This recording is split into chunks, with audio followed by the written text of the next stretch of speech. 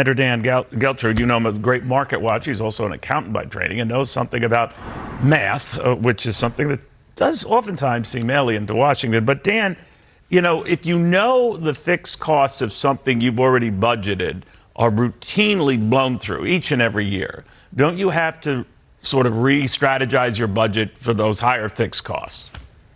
Yeah, absolutely do, Neil. It's the simple math. Look, we have about 125 annual declared disasters in this country, and that's been pretty consistent. However, the problem is that these mega disasters we're experiencing are increasing, and it's putting an enormous financial strain on these agencies that are funded to help our people. Now, how are we going to get that money? If Congress is not going to reallocate it, they either have to borrow it or, Neil, what they do is flood insurance ends up going through the roof. Oh, forget about it. And I personally saw this with Superstorm Sandy when it hit the New York metropolitan area.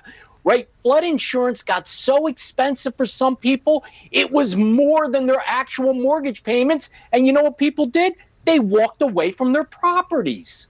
You know, it's funny you should say it, because in Florida, homeowners insurance, that sort of thing, has essentially doubled or quadrupled in just the past year. A lot of condo associations and home ownership associations have seen their costs soar by the same amount. And when you have the underlying real estate, I don't know how long this lasts, continue to go up in value, so too the real estate taxes associated with that. So it just feeds on itself, doesn't it?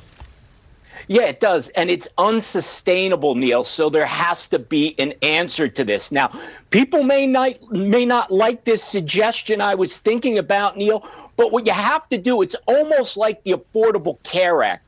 For that program to work, everybody has to participate.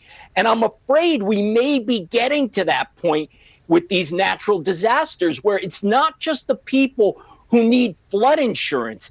Everybody would have to participate, which means we all pay more in order to help out when we have these terrible disasters in our country.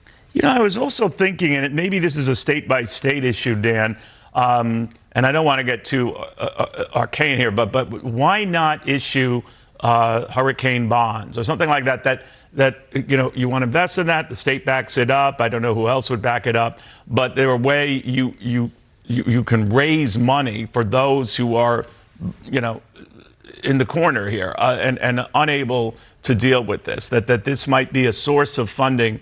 Again, this would be on the state level, I would imagine, but what about that possibility? Well, it is a possibility, Neil, but once again, that goes to whether it's the state or the federal government. Right. We're talking about borrowing money to be able to afford these things. And that's the problem. How much debt are we going to continue to sustain? The states are in as much trouble as the federal government. So where does this end, Neil? I don't know, but it comes down to this over and over. We simply spend more than we collect. It's unsustainable. I don't know when that day of reckoning is coming, Neil, but it is coming.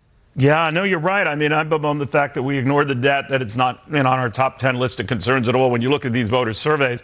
But the fact of the matter is, when I heard someone say about how the administration plans to pay for giving college loans, it's just added to the debt for the time being. And that's on us all. So no one seems to care that we spend about $1.75 trillion each year more than we are taking in. That is not sustainable. No, it's not, Neil. And although the debt may not be on the top 10 list, I'll tell you what is: people's taxes. Right. Everybody's thinking about that. And that's how the debt gets funded. So people are not making that connection. But still, Neil, I blame both parties in Congress because they're afraid to make a stand. Yeah, someone has to do something. It's ticking. Dan, you're the best. Thank you very much. Dan Geltrude, a good read.